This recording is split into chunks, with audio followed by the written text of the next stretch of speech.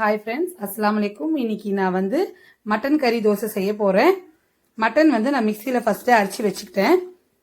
கடாய் வச்சுட்டு எண்ணெய் 3 table spoon எண்ணெய் ஊற்றுறேன்.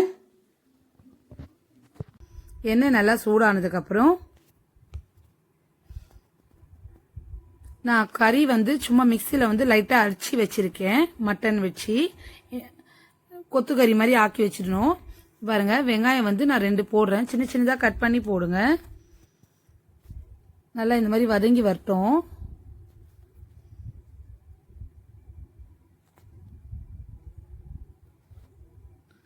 பாருங்க, இந்த மாதிரி வதங்குற நேரத்தில் நான் கொஞ்சோண்டு புதினா கொஞ்சம் போடுறேன், கொத்தமல்லியும் கொஞ்சம் போடுறேன்.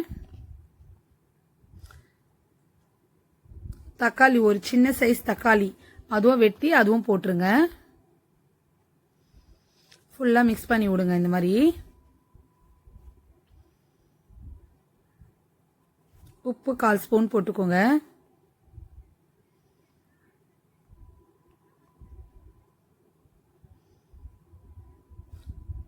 போட்டு ஃபுல்லாக மிக்ஸ் பண்ணி விட்டு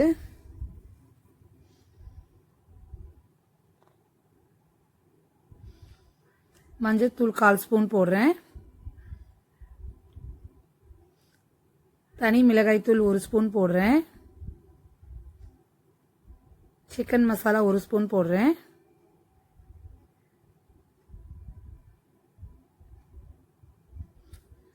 கரம் மசாலா 1/2 ஸ்பூன் போட்டுக்கோங்க. தனியாத்தூள் 1 ஸ்பூன் போடுறேன். ஜீரகத்தூள் அது 1 ஸ்பூன் போடுறேன். ஃபுல்லாக போட்டு எல்லாம் மிக்ஸ் பண்ணி விடுங்க.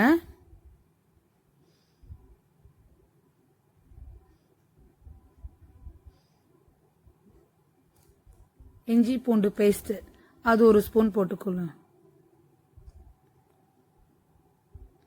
போட்டு ஃபுல்லாக மிக்ஸ் பண்ணி விடுங்க.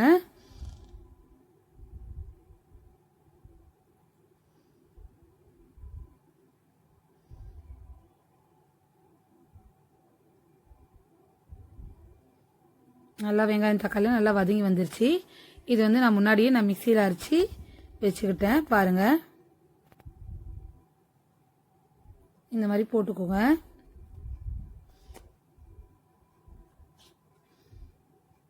ஃபுல்லாக நல்லா கொஞ்ச நேரம் வெந்து வரணும். அது கறி எல்லாமே மிக்ஸ் பண்ணி விடுங்க.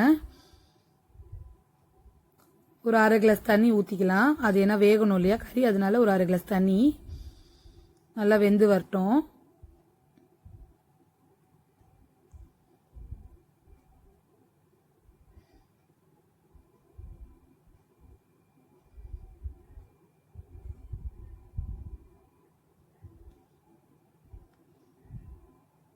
பாருங்க, இந்த மாதிரி நல்லா ட்ரை பண்ணிடணும். தண்ணி கொஞ்சமே இல்லாத மாதிரி ட்ரை பண்ணிக்கோங்க. அப்போ தான் நம்ம தோசையில் மேலே வைக்கும்போது அது கரெக்டாக இருக்கும். நல்லா சூப்பராக வெந்து வந்திருக்கு. தவா வச்சுக்கோங்க. நான் ஃபஸ்ட்டே மாவு கரைச்சி வச்சுருக்கேன். மைதா மாவு தான் கரைச்சி வச்சுருக்கேன். உப்பு கொஞ்சம் போட்டு நல்லா ஃபுல்லாக நல்லா கரைச்சி வச்சுருக்கேன். பாருங்கள், இந்த மாதிரி இருக்கணும் பதம். இந்த மாதிரி தோசை போட்டு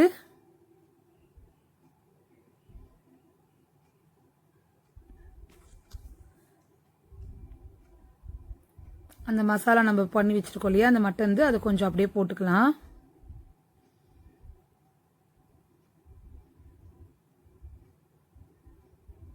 நம்ம அப்படியே சாப்பிட்லாம், அதுக்கு தொட்டு சாப்பிட்லாம், அந்த மாதிரி போட்டு கூட சாப்பிட்லாம். இது மாதிரி போட்டு சாப்பிட்டா பசங்கள்லாம் அது உள்ளே இருக்கிறதெல்லாம் தெரியாமல் அப்படியே சாப்பிட்ருவாங்க. அதனால் இந்த மாதிரி நான் செஞ்சு கொடுக்குறேன் பசங்களுக்கு. பாருங்கள், லைட்டாக கொஞ்சம் எண்ணெய் ஊற்றிக்கோங்க. அது நல்லா கொஞ்சம் அந்த தோசை நல்லா வெந்து வரட்டும்.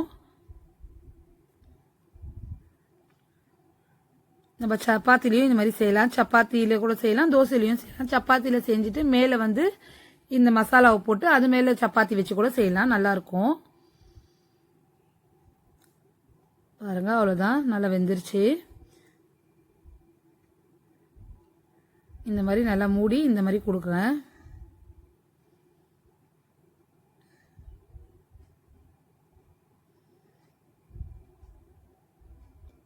பாருங்கள், இந்த மாதிரி நல்லா வெந்து வந்திருக்கு பாருங்கள்.